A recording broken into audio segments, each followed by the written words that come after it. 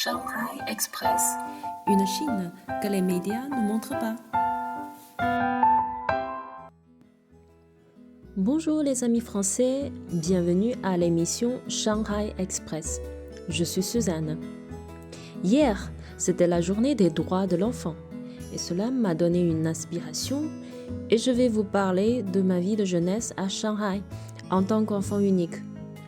Pour faire court, la politique d'enfant unique est adoptée vers 1980 en Chine. Et au bout de 35 ans, cette politique a pris fin et chaque famille a le droit d'avoir jusqu'aux 2 enfants à partir de l'année 2016. Je suis née pendant cette période spéciale et je voudrais vous raconter ma vie d'enfance pour vous donner un exemple concret. Après ma naissance, mes parents continuent à travailler pour maintenir la vie de notre petite famille. Et vu que l'on vit ensemble avec mes grands-parents paternels, ils s'occupent de moi quand mes parents sont absents. Donc, ils jouent le rôle de nounou. En Chine, on embauche rarement les nounous. D'abord, ce métier n'est pas très réglementé. Donc, les parents n'ont pas de confiance de confier leur enfant aux inconnus. Ensuite, ça coûte cher. Et en plus, les grands-parents sont souvent plus que contents de pouvoir s'occuper de leurs petits-enfants en Chine. Mes cousins et cousines viennent souvent à la maison quand leurs parents sont absents, donc on était très proches et les réunions de famille étaient assez fréquentes. Après une vie insouciante de la crèche et de l'école maternelle, à l'âge de 7 ans, j'entame 9 ans d'éducation obligatoire, comprenant l'école élémentaire et le collège. Je commence à avoir des copains et copines de l'école et vu que tout le monde habite dans le quartier, on joue et on fait des devoirs souvent ensemble. Mes parents m'ont inscrit au cours de piano et une association de chorale, donc chaque week-end, je m'ennuie pas non plus. À partir du lycée, les études commencent à me prendre sérieusement la tête. Donc, comme pour beaucoup de lycéens, mon but est d'avoir la meilleure note possible pour le bac.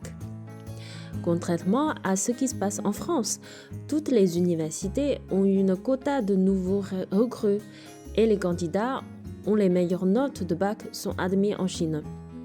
Donc en gros, la note de bac décide si tu peux aller dans les universités de ton choix ou non. Et pour la plupart des gens, si tu as réussi à entrer dans une très bonne université, tu as presque la garantie pour trouver un bon travail après le diplôme. C'est pour ça que l'examen de bac est souvent considéré comme l'examen le plus important de la vie en Chine. Heureusement, j'ai eu les bonnes notes, donc je suis entrée dans l'université de mon premier choix. Là, j'ai eu 18 ans et devenue une adulte. Voilà un petit résumé de ma vie d'enfance. Par rapport à l'enfant unique, beaucoup de Français me posent la question « Ça te manque pas un frère ou une sœur ?» Vu qu'aucun des enfants de mon âge a des frères et sœurs, donc je me sens juste normal de ne pas avoir des frères et sœurs. Et je joue souvent avec d'autres enfants, donc je ne me suis jamais sentie seule.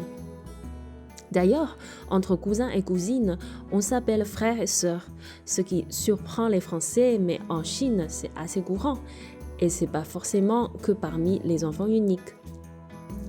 À force d'être interrogée par les étrangers, un jour, j'ai posé sérieusement la question à mon père, si c'est pas un regret de ne pas pouvoir avoir plus d'un enfant, et il m'a répondu en disant que de toute façon, ils n'ont pas l'intention d'en avoir 2, car c'est un coût et investissement énorme pour avoir un enfant dans les grandes villes comme Shanghai et surtout si les parents voudront bien donner une bonne éducation aux enfants.